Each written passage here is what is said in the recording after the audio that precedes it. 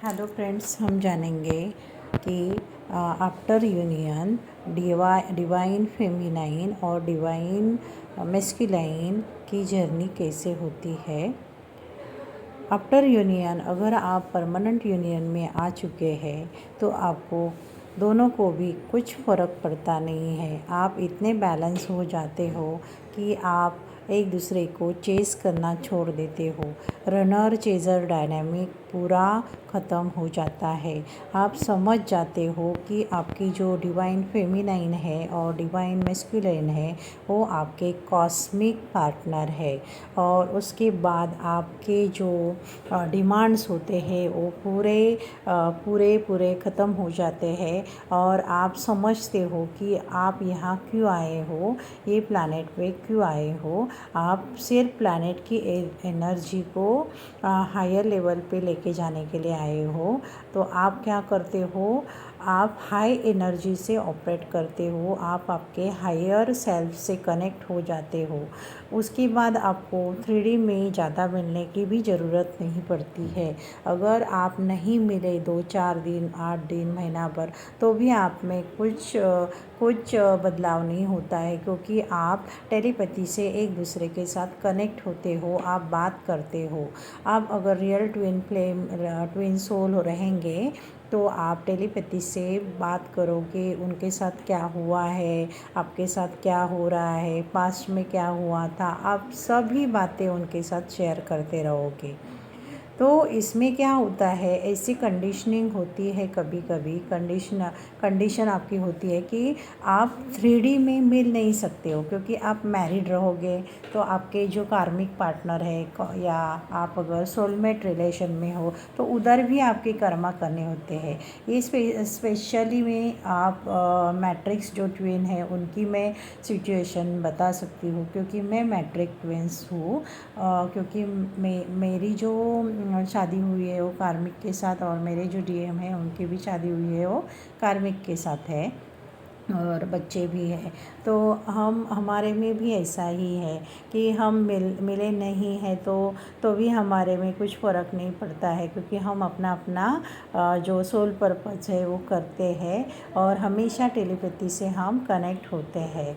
तो इसमें अगर आप ये जर्नी में चलते चलते आपको आपके मन में बहुत सारे क्वेश्चंस आते हैं कि फाइनली क्या होगा, फाइनली क्या होगा। तो फाइनली यही होता है कि आपको दोनों को भी सभी से प्यार करना होता है, अनकंडीशनल लव करना होता है, और एक दूसरे के जो कमियां होती है वो आप पूरे करते हो। अगर वो बिज़नेस में अच्छे रहेंगे तो आप लव की एनर्जी में ज़्यादा रहोगे, अनकंडीशनल लव करोगे। वो अगर ज़्यादा सोशली सर्व करते रहेंगे तो आप मेडिटेशन करोगे। ऐसे आप एनर्जी बैलेंस करते रहोगे और अपने अर्थ को आप एनर्जी देते रहोगे। तो आप समझ जाते हो कि ये जर्नी में आने के बाद सही आपका पर्पस क्या है, मिशन क्या है। मिशन एक ही होता है, लेकिन अलग अलग रह के भी आप पूरा कर सकते हो, और आपको समझते हो आप कि कितने सामने वाले से एक्सेप्टेशंस रखने चाहिए। क्योंकि आपको सिर्फ ट्विन को नहीं देखना होता है कि अगर आप यूनियन में आए तो आपके साथ फाइनली आपको 3D में ही रहना होता है। तो आपके जो रिलेशंस होते हैं, आपके बच्चे हैं, आपके भाई बहन हैं, आपके रिलेटिव्स हैं, आपके फ्रेंड्स हैं, तो क्या वो आपके लाइफ से चले जाते हैं? वो चले नहीं जाते हैं। सिर्फ आप क्या करते हो कि उनसे जो आप अटैचमेंट में ज़्यादा रहते थे तो आप वो कम करते हैं, और जो फोकस आप दूसरों के ऊपर देते थे वो अभी खुद के ऊपर देना चालू करते हैं। और आपको सही मतलब ये जर्नी का पता चलता है कि और आप दिन में कुछ ना कुछ काम करते रहोगे, जो कि सोसाइटी के बिलीफ्स है वो चेंज होने चाहिए।